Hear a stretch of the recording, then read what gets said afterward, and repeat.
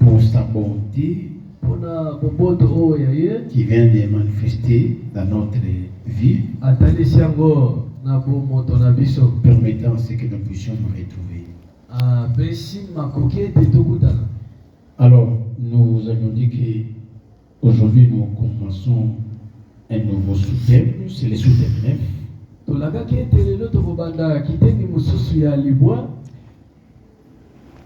Dans la charge. Koyeba kubongisa na kati na mukumba moko.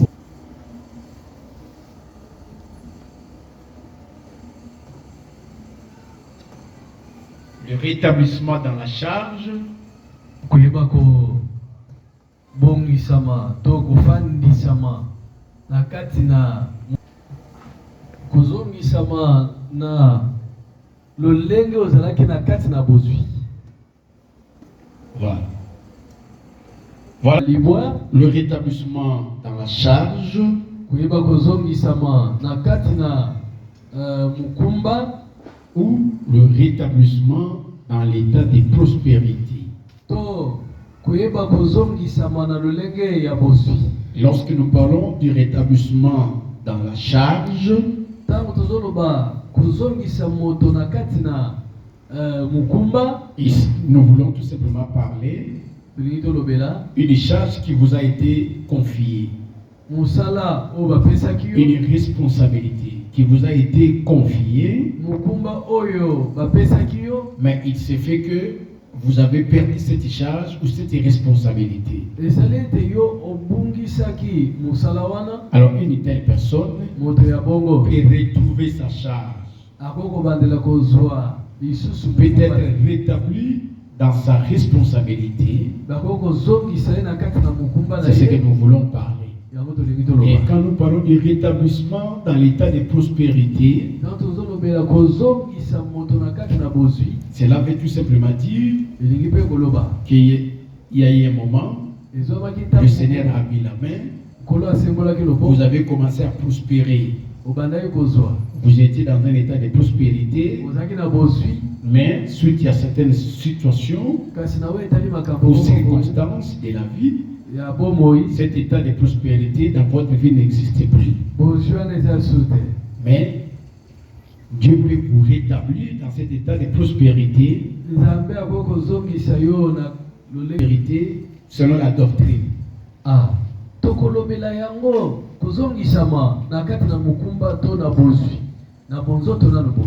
Et en deuxième position, nous en parlerons selon la connaissance, pour que nous puissions comprendre les choses de Dieu.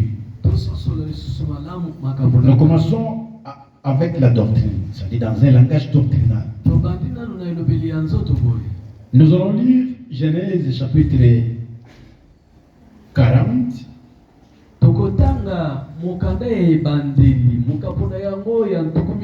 Nous lisons le verset 13. Et puis le verset 21. Ensuite, nous allons lire Genèse chapitre 41, verset 13. Je commence avec Genèse 40, verset 13. Et 21. On nous dit ceci. Encore 3 jours, et Pharaon relèvera ta tête et te rétablira dans ta charge. Tu mettras la coupe dans la main de Pharaon, comme tu en avais l'habitude lorsque tu étais son échanson.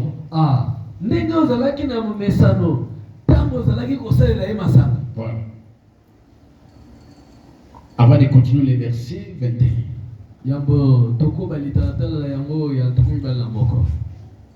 On nous parle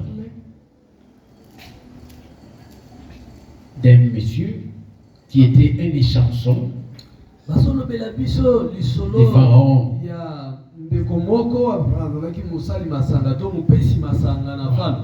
Donc un échanson, c'est un ouvrier qui sert de vin au roi. apesaka masanga to vinyo Qui nyumba met ya mokonzi. le vin dans la coupe du roi. Atiaka masanga na Il est appelé échanson. abengaka ye Alors, échanson. Pharaon avait des serviteurs qui lui étaient nécessaires. Falo azaki na basali mibale bazaki mutu ya mpona ye. Un échanson et un panetier. Oyo apesaka vinyo pe asalaka lipa. Voilà. Les deux, Bango mibale. les chansons et les panetiers, Mopesi masanga pe mopesi mapa. à cause d'un problème, ils ont été jetés dans la prison Ah. par Pharaon. Na likambo moko ekomaki bakamataki bango mibale babwaki bango na boloko. S'étant retrouvé dans la prison, Lokola bakutamaki na kati na boloko. cela signifie que Elingi koloba. quand ils étaient chez Pharaon, dans sa maison, Tango bazaki epai ya Falo na donc, ndako. ils avaient une charge, une responsabilité, Bazaki na musala mukumba moko bo. une activité, un travail. Bazaki na musala. Le premier, Moto ya liboso. il était échanson, c'est-à-dire c'est ça son travail. C'est ça Azaki son- masanga to mopesi masanga. Yango na musala ye. C'est lui qui mettait le vin dans la coupe de Pharaon. Yenda bandai kotia masanga na kopo ya Falo. Lorsque Pharaon les jette dans la prison, Tango Falo atie bango na makala. c'est qu'il a perdu son travail. Abungisi Il a musala. perdu sa charge. Abungisi mukumba na ye. Donc, il a perdu son job. Comme Abungisi musala na ye. L'autre également était panetier. Mosusu pe azaki musala lipa. C'était aussi sa charge. C'était la tâche qu'on lui avait confiée. Mukumba bapesi ya. Quand on l'a jeté dans la prison, Tango atie na il a makala. perdu sa charge de panetier. Abungisi pe mukumba na ye ya kosalaka mapa. Il ne pouvait plus travailler Akosala su musala wana. dans cette charge. C'est qu'il Nakati ya a mukumba. perdu son travail. Abungisi musala na ye. Maintenant, étant entré dans la prison, Lokola bakotaki na kati na makala to boloko. l'un tout comme l'autre Moko pe mosusu. a eu un songe. Amoni mopesi masala. A eu son songe. Amoni ndoto na ye. Et dans son songe, Na kati na ndoto na ye. Joseph lui a expliqué les songes.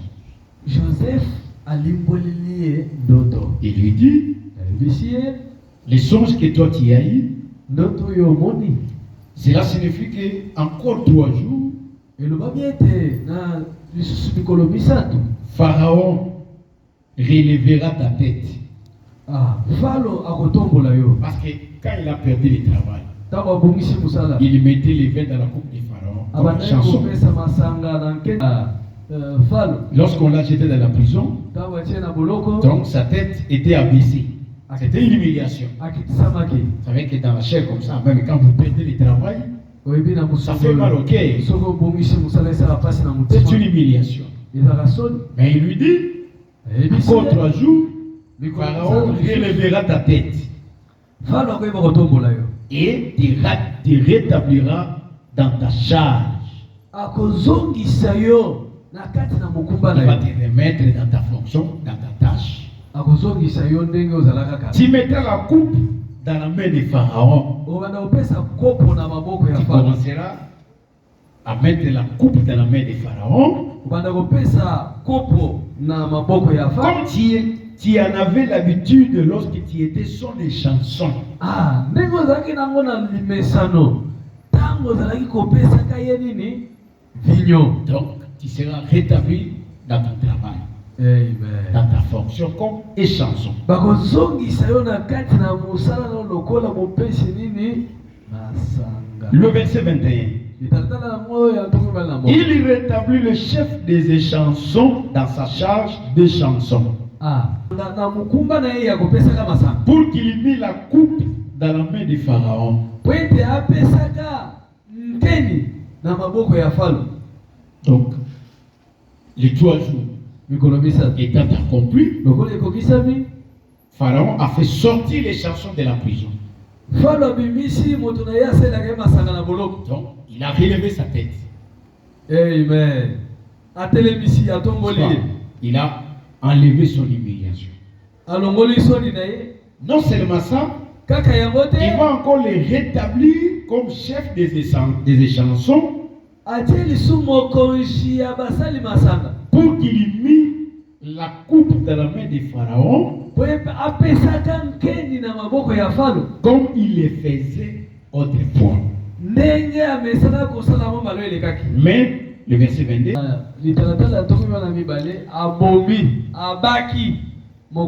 selon l'explication que Joseph leur avait donnée. Les 3 jours en question étant accomplis, des événements vont se dérouler.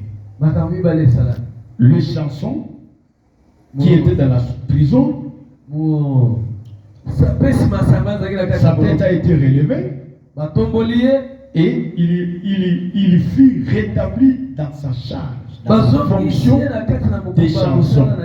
Et il a recommencé à mettre la coupe dans la main des pharaons.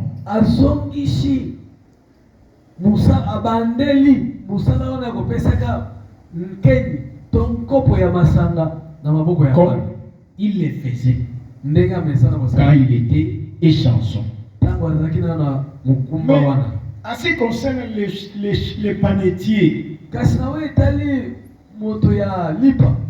lorsque les 3 jours en question ont été accomplis,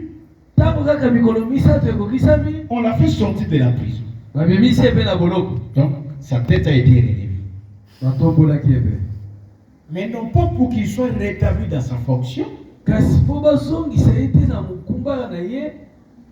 Sa fonction de panetier. Mais c'était pour qu'il soit pendu. Et il a été pendu selon les données. Voilà. J'ajoute Genèse chapitre 41, verset 13. Genèse 41, verset 13. Les choses sont arrivées selon l'explication qu'il nous avait donnée. Pharaon me rétablit dans ma charge et il fit pendre les chefs des panetiers. Voilà. Les chansons avaient oublié.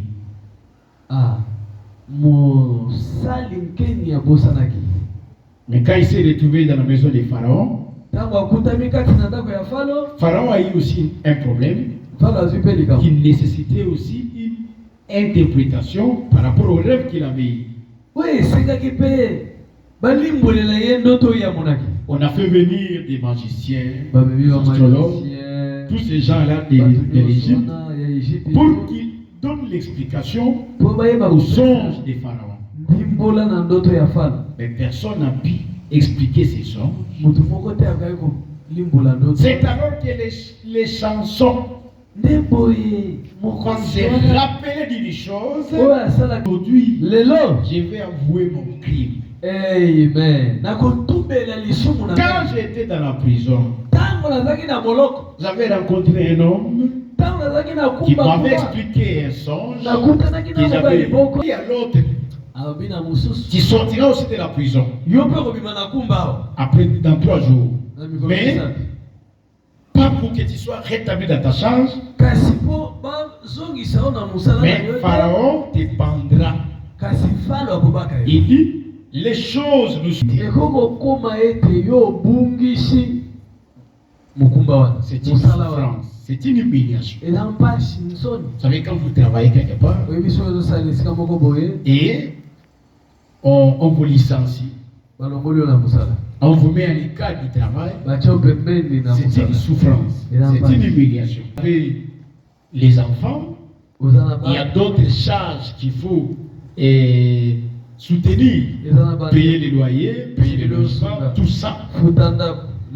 Alors, vous avez perdu votre travail. Ça peut vous mettre en difficulté, c'est une humiliation. Donc, ce sont des histoires qui peuvent arriver. Alors, si vous perdez une telle responsabilité, une telle charge, il ne faut pas perdre l'espoir. Cette charge, dans cette activité, dans cette responsabilité. N'est-ce pas? Il peut le faire. Parce que lui, Il est venu pour rétablir toutes choses. Parce que l'Écriture dit, quand Élie viendra, pour la charge qu'on t'avait confiée, qu'on t'avait donnée, tu l'as perdu. Tu as perdu toutes tes activités, tu as perdu toutes choses, et pour rentrer dans une situation là très compliquée. Tu deviens un chômeur. C'est une humiliation. Les gens peuvent se moquer de toi. Les gens peuvent dire n'importe quoi. C'est toi. Mais si tu sers Dieu, il ne faut pas perdre l'espoir. C'est lui que toi tu sers, de te restaurer dans tes activités, de te restaurer dans tes affaires dont tu as perdu. Donc il ne faut pas commencer à vous en soucier parce que tu as perdu le travail, parce que ton patron t'a mis à côté, tu les as perdus, tu as été chassé sans juste motif. Je ne sais pas pourquoi mon patron m'a mis à côté, pourquoi il m'a chassé, il m'a appelé seulement comme ça, et puis il a décidé que il a dit que je vais te faire au travail. Bon, en tout cas, je ne sais pas ce que je peux faire. J'ai les enfants, j'ai ma femme, j'ai des charges. Je ne sais pas comment m'en sortir. Ce sont des choses qui arrivent.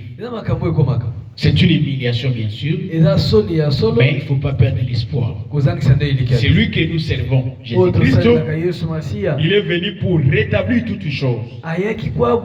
Il peut rétablir cette activité-là. Il peut rétablir la charge qui t'a été confiée autrefois. Dans la charge dont tu as, il l'a fait pour les chansons. Il a été rétabli dans sa fonction. Et pourquoi pas toi, quand tu as des problèmes dans ton travail, dans tes activités, que tu as perdu, ça ne fonctionne plus. Tu as perdu toutes tes activités, tu as perdu tout ton travail, tu as perdu toute ta charge.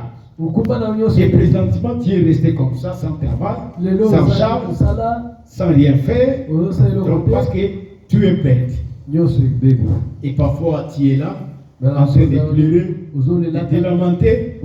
Seigneur, pourquoi tout ça? Pourquoi ces choses m'arrivent-elles? Donc cela est arrivé. Mais il ne faut pas perdre l'espoir. Il a la capacité de te rétablir dans cette charge. Il a la capacité de te restaurer dans cette responsabilité. Acclamons le Seigneur. Lisons 1 Samuel chapitre 2, verset 7. 1 Samuel chapitre 2, verset 7 à 8. Voilà. L'Éternel appauvrit. Il était dans sa charge de chansons. Quand il travaillait, c'est là qu'il gagnait son pain. Parce que le travail ou l'activité nous permet à ce que certains prédicateurs ici à Kinshasa, ils ont enseigné la prospérité.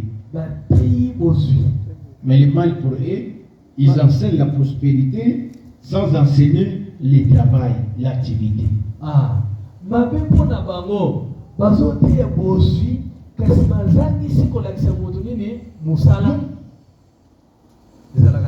Comment vous enseignez seulement aux gens sans enseigner aux gens le travail, l'activité? Parce que l'Écriture dit les précieux trésors de l'homme, c'est l'activité.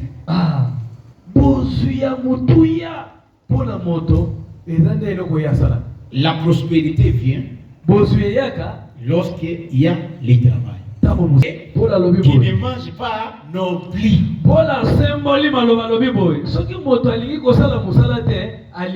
Donc, vous ne voulez pas travailler. Vous ne voulez pas. Il ne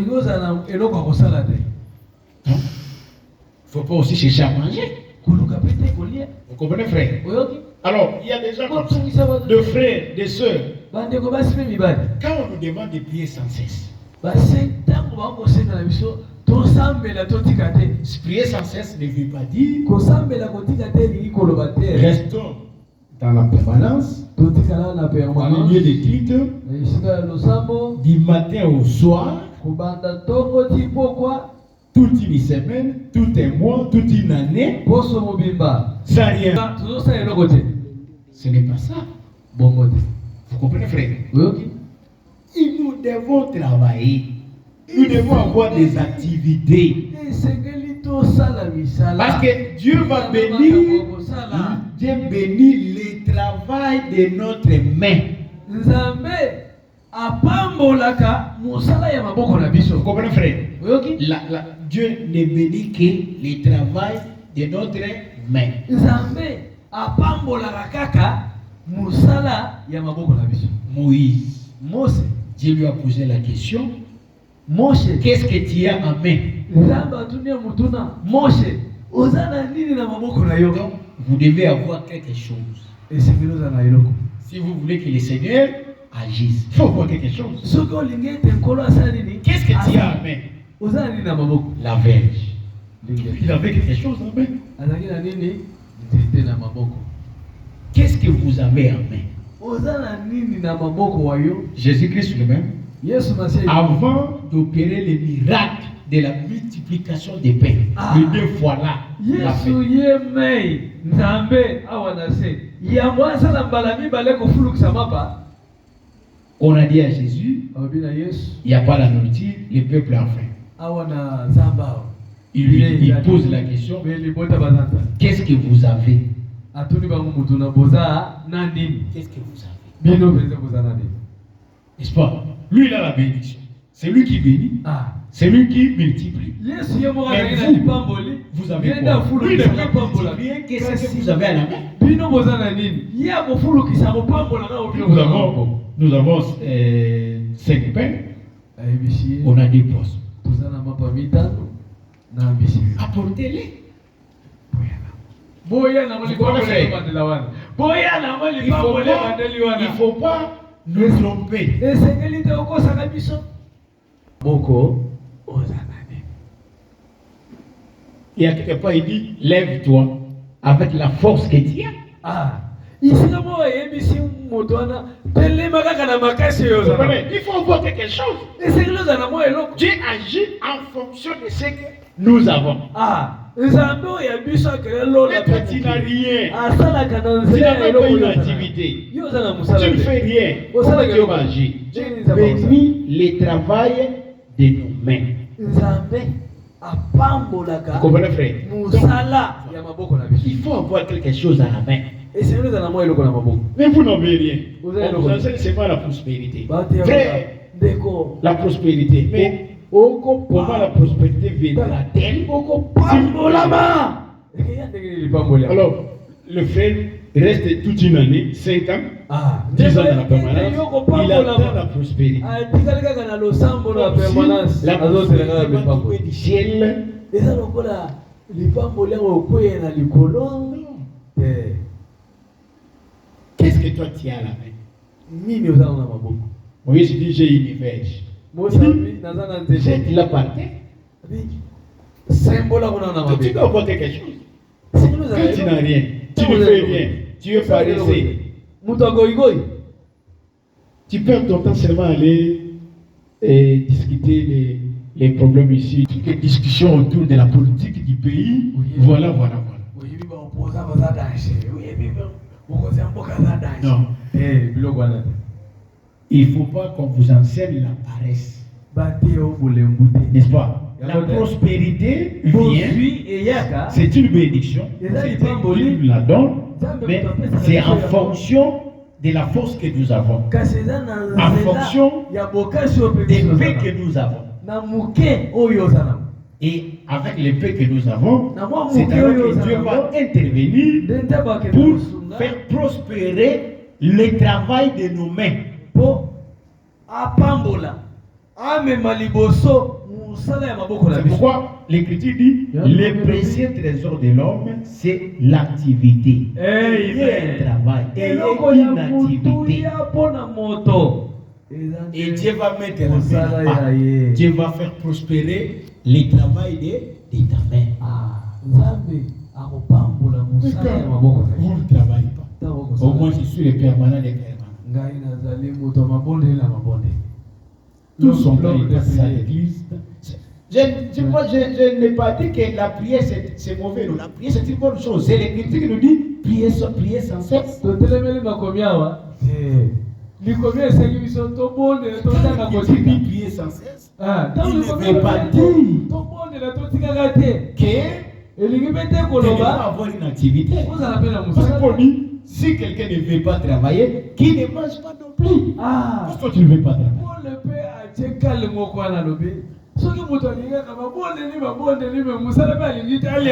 Qui ne mange pas non plus. Parce que nous pouvons aussi entrer dans une prière de jeûne. Nous restons là depuis le matin. Tous. On dit que toute l'église aujourd'hui, nous n'allons pas sortir. Oui, nous allons venir ici depuis le matin jusqu'au soir. Nous allons prier depuis le matin et arriver au soir. Nous clôturons notre prière. Amen, amen, c'est fini. Amen, amen. On ne va pas manger. Est-ce qu'on ne va pas manger? On ne va pas boire. Mais avec quoi? Vous comprenez? S'il faut manger les pains, ça doit provenir quelque part. S'il faut acheter des cycles, on aura besoin d'argent. Et tout ça, ça exige que certains parmi nous aient des activités. Vous comprenez, frère? Donc, on ne peut pas enseigner la prospérité sans enseigner l'activité, le travail. Ce sont des choses qui vont ensemble. Ayez une activité, un travail, et Dieu va bénir ou faire prospérer le travail de votre. Si vous ne voulez pas travailler, comment est-ce que Dieu va mettre la main? Toi, tu n'as rien. Il va multiplier quoi? Tu dois avoir quelque chose pour que Dieu multiplie. Pour que les gens mangent, il dit, qu'est-ce que vous avez? Vous devez avoir quelque chose. Mais ce que vous avez étant insuffisant, lui maintenant il opère un miracle. Il le fait prospérer. Nous n'avons rien. Le frère ne veut pas travailler. Les sœurs ne veulent pas travailler. Vous verrez toujours là, depuis le matin jusqu'au soir. Il dit non, moi, en tout cas, je passe toute ma vie dans la permanence, dans la prière.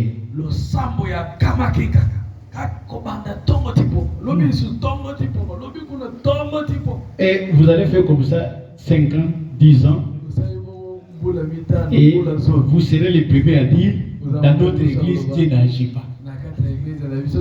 Dans notre église, depuis qu'on a commencé à prier, Dieu n'agit pas. Il va faire prospérer quoi? Tu n'as rien.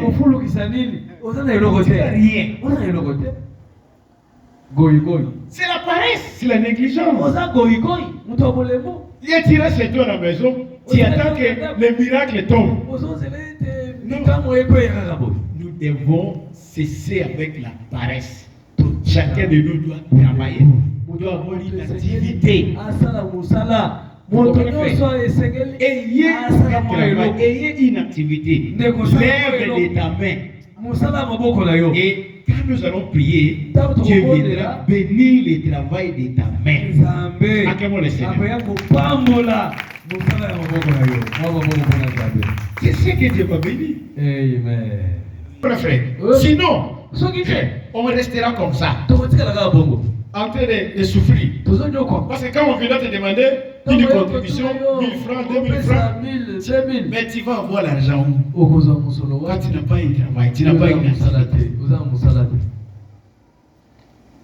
Et on commence à dire, on a dans notre église, Dieu ne fait pas.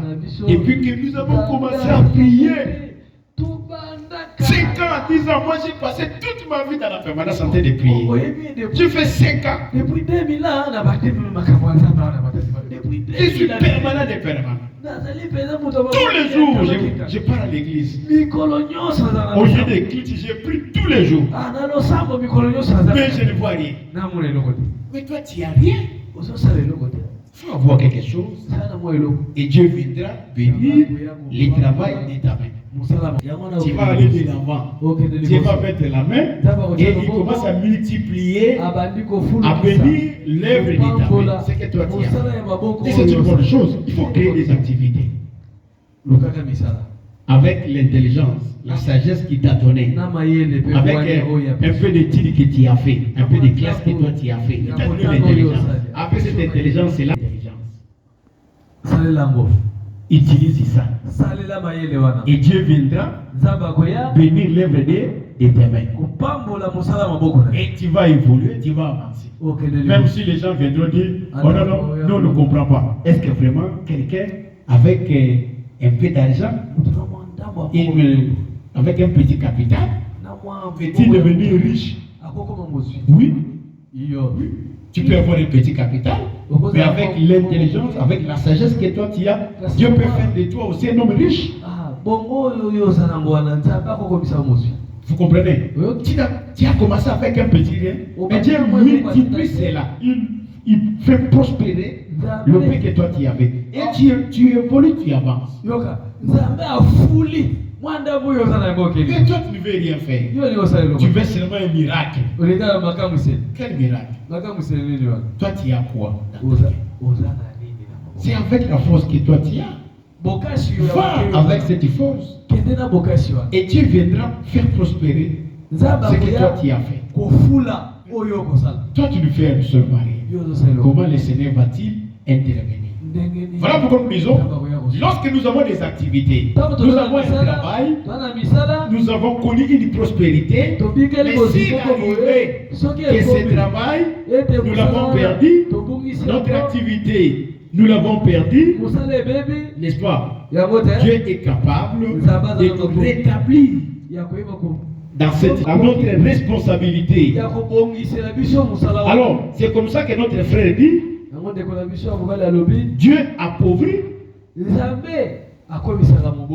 et en même temps aussi il dit, Dieu enrichit. L'Éternel appauvrit et il enrichit. C'est lui qui peut appauvrir quelqu'un, c'est lui aussi qui peut enrichir quelqu'un. Mais comment il va te rendre riche? C'est en faisant prospérer l'œuvre de tes mains. Tu as commencé avec un petit rien, mais Dieu a mis sa main, il commence à faire prospérer le travail de ta main et tu deviens riche.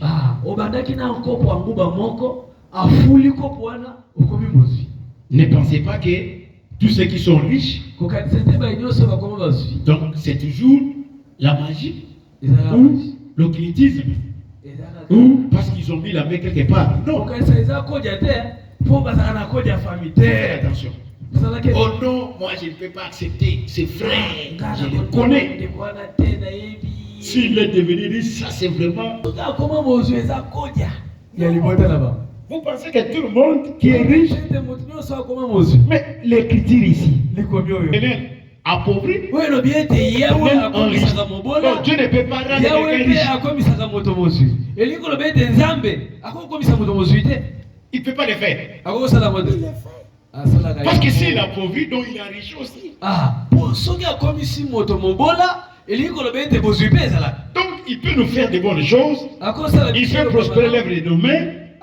C'est une bonne chose. Il abaisse et il élève. Qui peut abaisser. Il était dans sa chambre de Samson. Lorsqu'on l'a placé dans la prison, il a été abaissé. Mais lorsqu'on a été relevé, rétabli dans sa charge, donc il a été élevé. Mais qui l'a fait? C'est Dieu lui-même. Vous comprenez? C'est pourquoi aujourd'hui tu peux perdre les travail, tu peux perdre ton activité, mais Dieu est là pour te rétablir.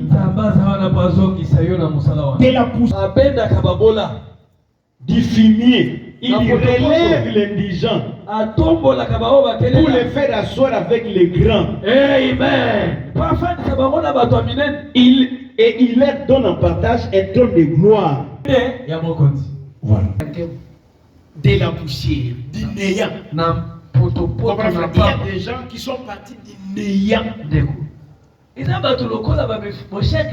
Du néant, de rien. Mais Dieu les bénit, il les relève, il les place à un haut niveau. Et il lui donne en partage un trône de gloire. Il les met au même niveau que les autres. Mais quand vous cherchez à savoir, il est le fils de qui?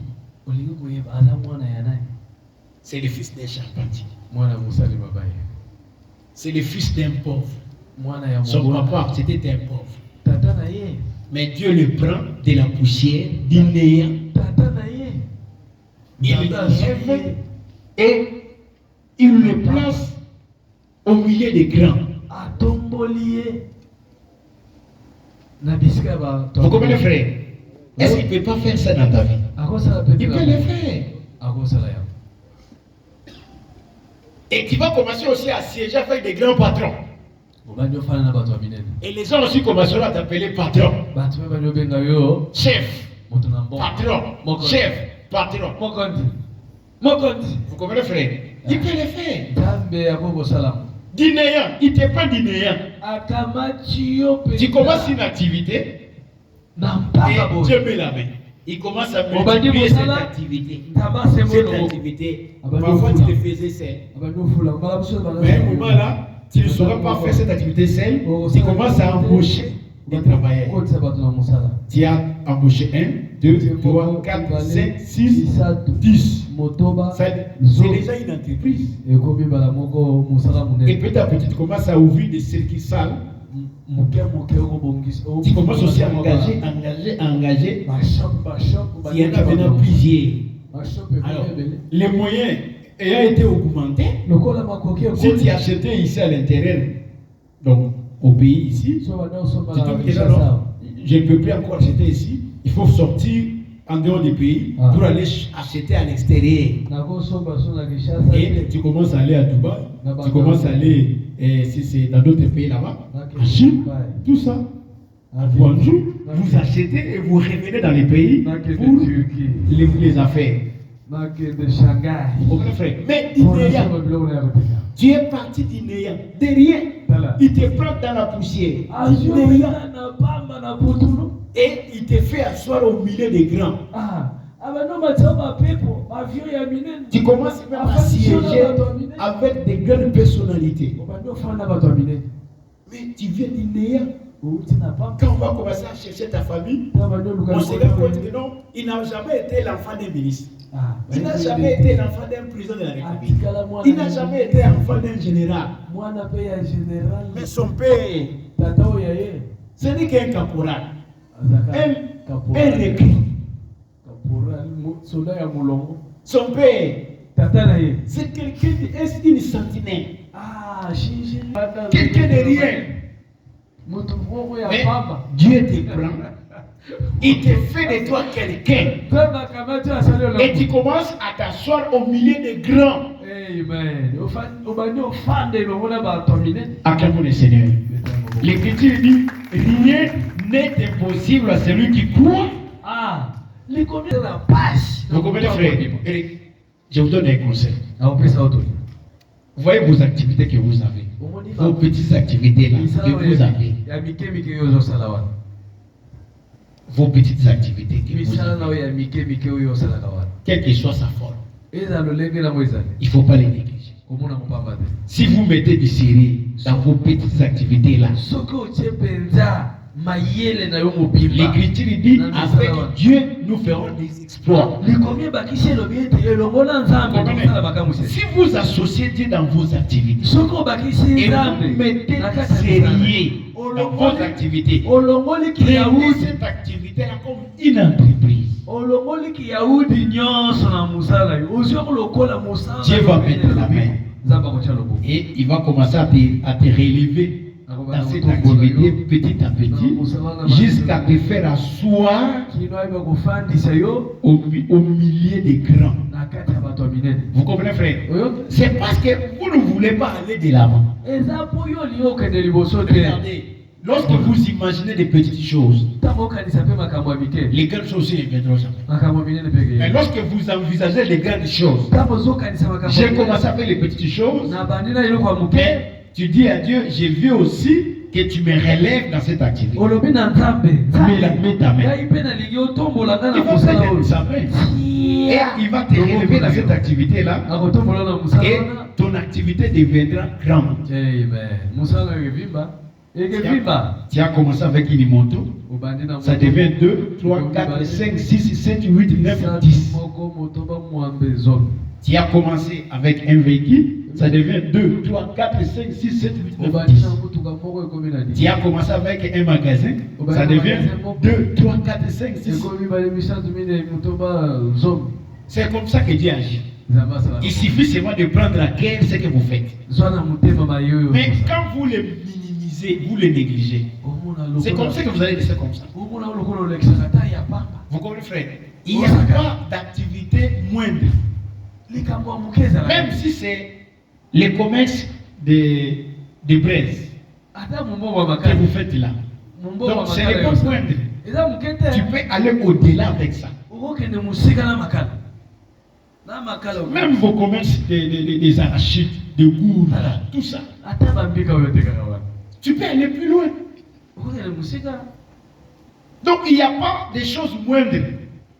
Si nous avons Dieu, il peut nous amener dans un niveau là très haut. Et tu commences à faire des grandes choses. Oui, certainement. Tu les fais en bas.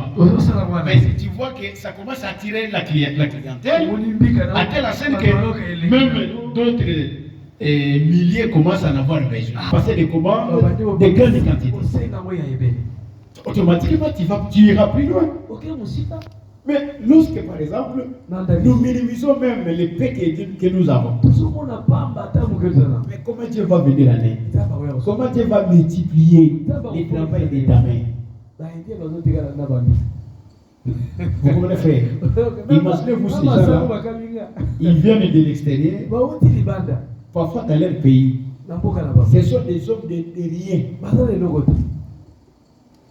Il quitte son pays, il n'a rien.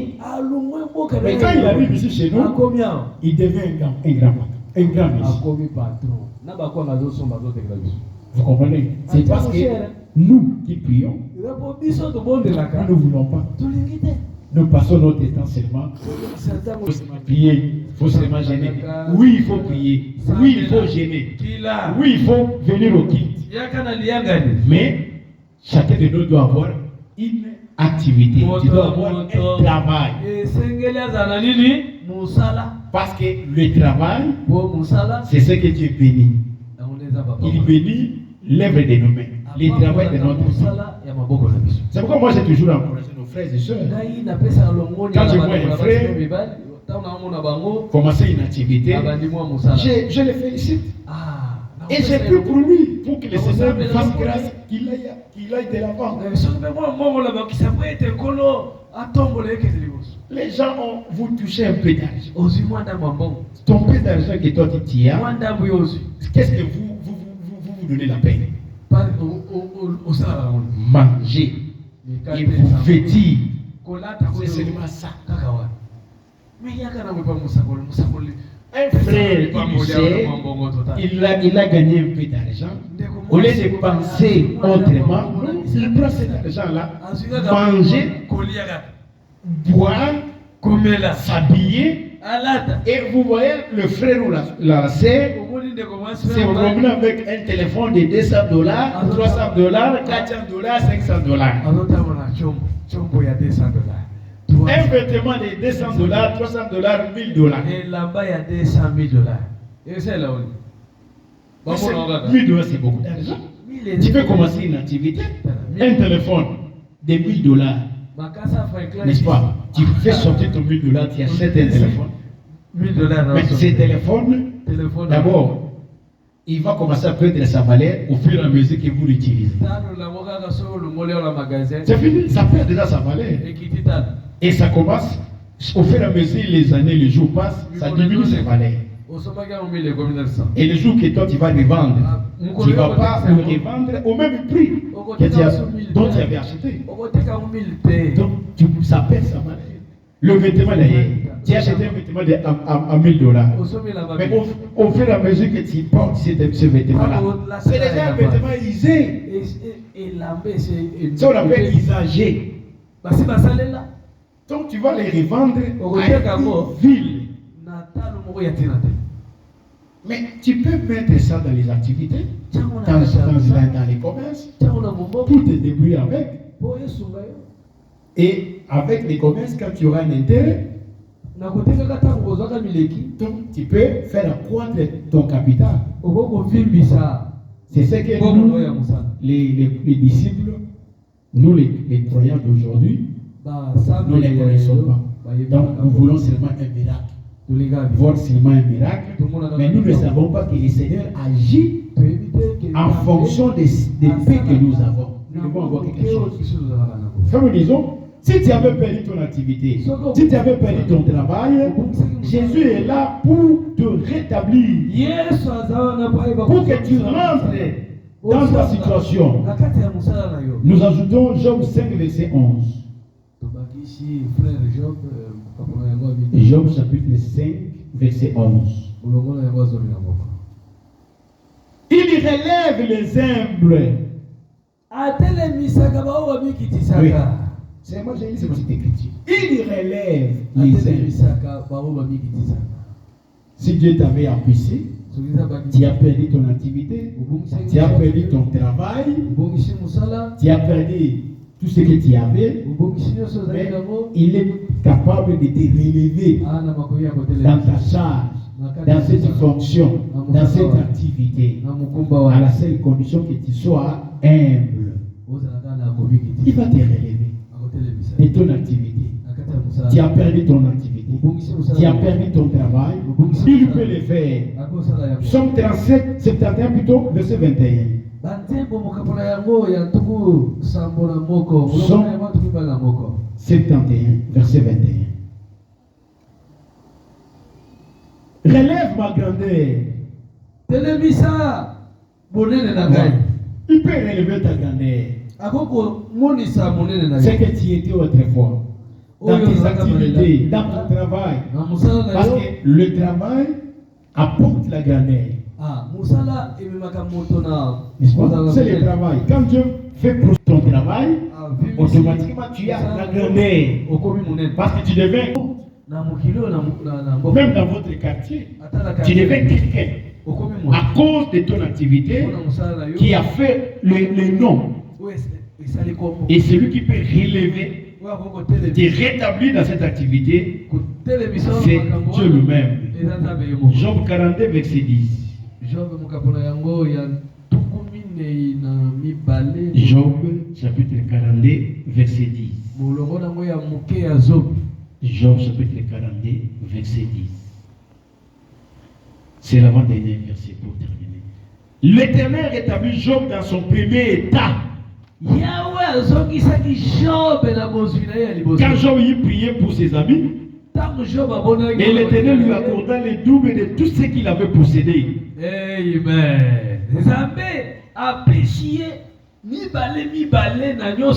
Voilà. Job aussi avait des activités. Lisez les Écritures. En dehors des enfants que Job avait, Job avait une activité. Il avait des troupeaux, il avait des brebis, il en avait. Il était dans un état de prospérité. Mais lorsque le diable est arrivé, il lui a fait perdre tout ça. C'est que Job a perdu tout ce qu'il avait. Il a perdu toutes ses activités. Job avait aussi des travailleurs, des serviteurs et des servantes. Vous comprenez, frère? Mais l'Éternel, l'Écriture nous dit que Dieu l'a rétabli dans son état de prospérité. Donc il avait perdu sa prospérité. Mais Dieu l'a rétabli dans cet état-là. Et il a récupéré sa prospérité. Voilà, nous disons, frère. Donc, ce n'est pas un péché que Dieu bénisse l'œuvre de nos mains. Parce qu'il ne peut que bénir le travail de notre main. On doit avoir quelque chose. Dieu va bénir ce travail pour que nous puissions prospérer. Mais s'il arrive que nous avons perdu notre travail, notre prospérité, à cause d'une circonstance quelconque, donc Dieu est capable de nous rétablir dans cet état de prospérité ou dans cette charge, pour que nous puissions récupérer notre grandeur, notre prospérité. Voilà. Parce qu'on ne doit pas servir Dieu et rester comme ça, seulement la prière. Nous prions seulement. Dieu va faire. Dieu va faire. Dieu va faire. Seulement des exhortations. Dieu va faire. Dieu va faire. Dieu va faire. Comment Dieu agit, comment Dieu fait. Quand vous ne connaissez pas la procédure, nous allons rester comme ça avec des exhortations. Frère, Dieu va faire. Frère Bernard, Dieu va faire. Mais qu'est-ce que le frère Bernard a dans sa main? Qu'est-ce qu'il a dans sa main? Quelle activité, quel travail? Il n'a rien. Vous allez seulement. Je t'encourage, Dieu va faire. Frère, persévère dans la prière. Persévère dans les jeûnes. Il va persévérer dans la prière dans les jeûnes pendant 10 ans. Il n'aura rien. Parce qu'il n'a rien. Il n'a aucune force. Il n'a pas d'activité. C'est un naïf, c'est un fainéant. Il ne fait rien. Ça ne veut pas dire que quand vous priez, quand vous jeûnez, donc cela signifie qu'il ne faut pas avoir une activité. Non. Ayez des activités, ayez un travail. C'est ce travail-là que Dieu va mettre la main pour que vous puissiez prospérer dans cette activité-là. Vous n'allez pas évoluer si vous n'avez pas une activité. L'activité, ça ne dépend que de la force que Dieu vous a donnée. Peu importe la force qu'il t'a donnée. Là où vous sentez que si je me donne à telle activité, je vais aller de l'avant. Donne-toi ça. Si je me donne à telle activité dans ma vie, je vais aller de l'avant. Dieu va mettre sa main. Et vous essayez. Et tu verras, il va mettre la main. Il va t'élever. Même dans votre quartier ici, les gens parleront de toi. Même dans votre quartier, on parlera de toi. On va dire que non, il a mis la main, il a touché. Ça, c'est quel genre d'arachide? Non, c'est avec la main de Dieu. Dieu a mis la main là-bas. Et il va te donner une force. Même les autres ne vont pas comprendre. Parce qu'il y a la main de Dieu dedans. Il va commencer à tirer pour toi des clientèles. Les gens vont commencer à venir de part et d'autre, venir te solliciter dans ton activité. Dans un milieu où tu vis, tu fais un nom. On peut avoir plusieurs gens, plusieurs personnes faisant la même activité que toi. Mais ton nom, on dit non, allez chez X. Il fait bien son travail. Et avec un bon témoignage.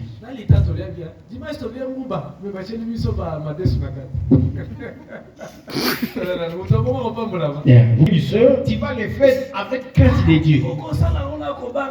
Et tout le monde en parlera de toi. Ce n'est pas en suivant les histoires que nous voyons dans ce monde. Lisons le dernier verset, Daniel 4. Daniel chapitre 4, verset 36 à 37. Daniel 4, 36 à 37. En ce temps-là, la raison me revint. La gloire de mon royaume, ma magnificence, ma splendeur me fut rendue. Voilà. Le roi Nebuchadnezzar, il était devenu roi. Il avait la magnificence, il avait la gloire. il avait une charge, une responsabilité. Mais lui aussi avait perdu sa charge. C'est ce que Dieu lui avait dit.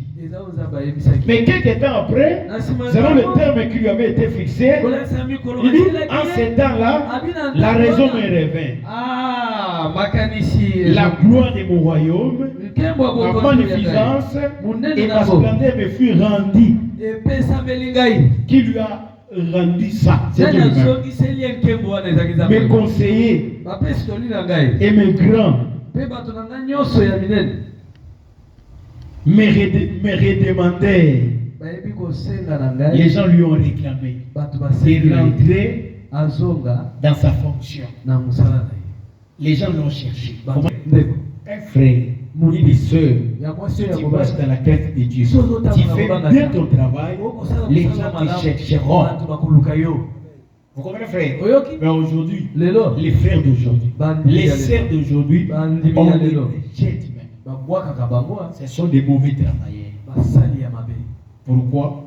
Lui, si tu l'appelles dans ton activité, il va t'appauvrir. Parce que, et imaginez-vous, vous prenez un frère, il sert dans votre activité. Tu as ouvert une activité. Tu prends un frère, une sœur, tu lui donnes la charge. Tu prends l'argent comme capital. Tu lui donnes. Mais le jour où tu viendras contrôler, tu es parti. Et c'est un frère. Et c'est une sœur. Non. C'est vraiment un païen. Où est la différence entre lui et les païens? Au contraire, quand vous prenez un frère à votre prospérité, Joseph, dans la maison de Potiphar, l'Écriture dit Dieu a béni la maison de Potiphar à cause de Joseph. Acclamons le Seigneur. La maison de Potiphar était bénie à cause de Joseph.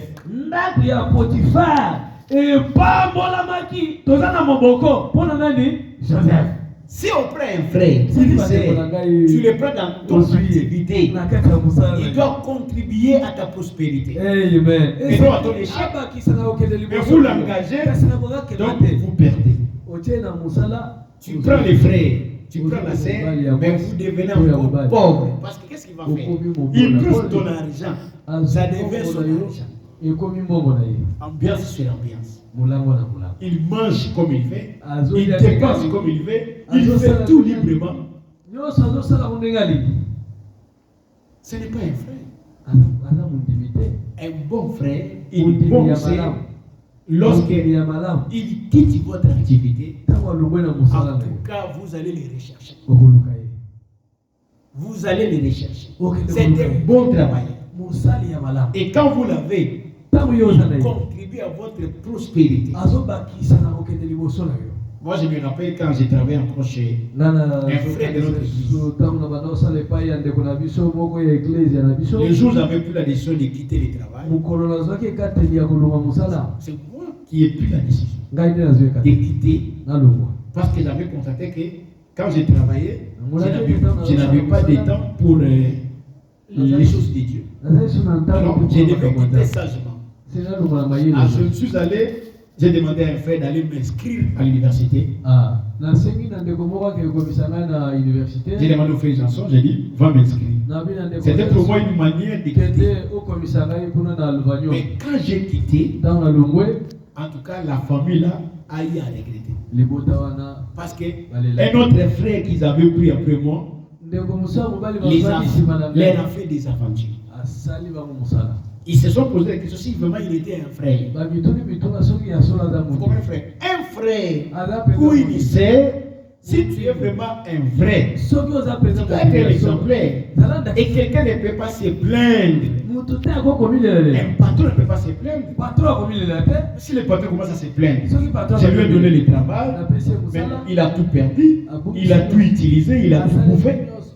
Et donc tu as chuté à cause de lui. Ce n'est pas un bon frère. Donc un bon frère doit contribuer à ta prospérité.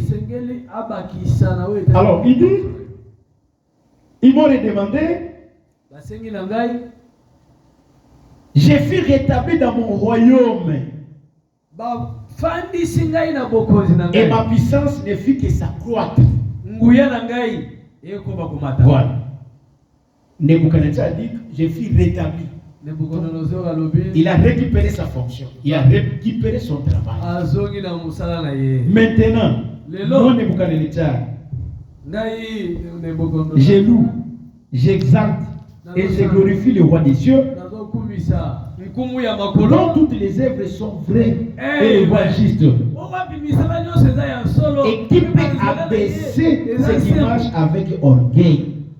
oyo mpe akokokitisa baye nyonso batambolaka elongola lolembe. Alors si tu marches dans l'orgueil, So otambola na il lolembe va t'abaisser. akitisa yo. Mais si tu marches dans l'humilité, So ozokomikitisa il va te relever. akotombola yo. Les mots pour la prière. Totelemi mpona losambo.